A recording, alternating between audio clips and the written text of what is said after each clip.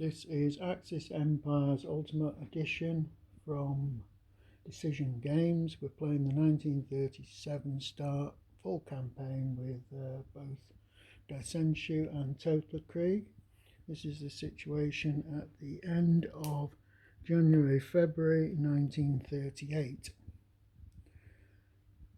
Now, even though we had a few problems with cards and triggering the limited war in Asia, we haven't had any problems this turn with playing out this strategy of trying to go with the historical route.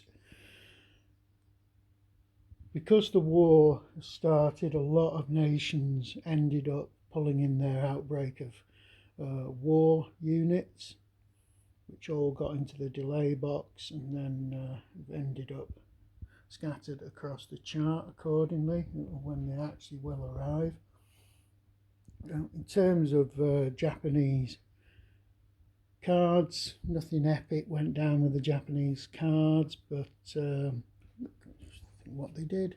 The Japanese did a Japanese mobilization, so they got quite a lot of units into their force pool.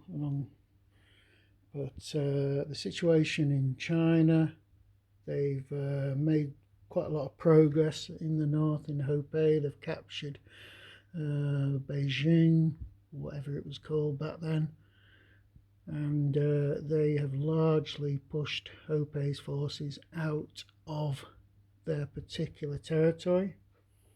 In terms of the Western Allies have been very successful in getting Sichuan to go onto their side, which are these yellow units. So they are now an active minor who are effectively part of nationalist China because of this.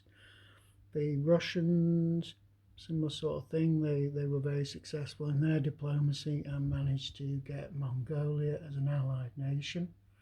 There's just a marker in there at the moment because because Mongolian units are either delayed or in the force pool. Not much else to say. British have been steadily getting shipbuilding because they've got by far the best shipbuilding role. The Americans picked up a couple of cruisers that have gone onto the track. The British picked up a battleship and a carrier. Japanese not been very successful with their die roll, admittedly. I don't think they've managed to get a single ship onto the production track. Admittedly, they have got quite a lot of ships on that track already at the start of the game. Not really much more to say in the East. So the war is hotting up. The Chinese haven't really been able to do much. They've got an HQ now, which gives them an advantage, whereas the Japanese, they got an HQ in their force pool. It's a two-stepper. It's not going to be easy to build unless they get the right card for it. But they have got the advantages in the fact that they've got, they've got one air. Yeah, they've got one air force on the track, which is due soon. They've got a couple of surface fleets. I believe there's a surface fleet on the track. So they've got quite a lot of support stuff coming in over the next few turns. Right, we go over to Europe. Situation in the Spanish Civil War. The Republicans came within an ace of winning the Spanish Civil War, mainly due to the Soviets' fantastic luck.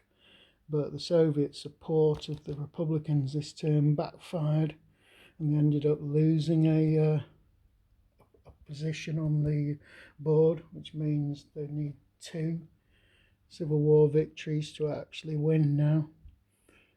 The Russians were faced with maybe not taking that Republican territorial loss and switching support over to the French, but they decided against that because we're playing historical cards. Russia have got some Republican support cards due, whereas the French haven't, so it'd be better sticking with the Russians as allies.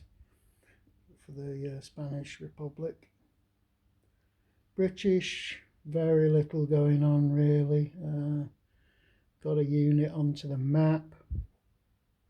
They moved a unit over to the east using the commitment to the east rule. No, that's about it really. I think the French managed to get another unit on the board. Germans have managed to get an armoured unit, a couple of infantry onto the board as well. Nothing really epic going on there. Russians managed to get one extra unit on the board, but it's very, very quiet in Europe at this particular point in time.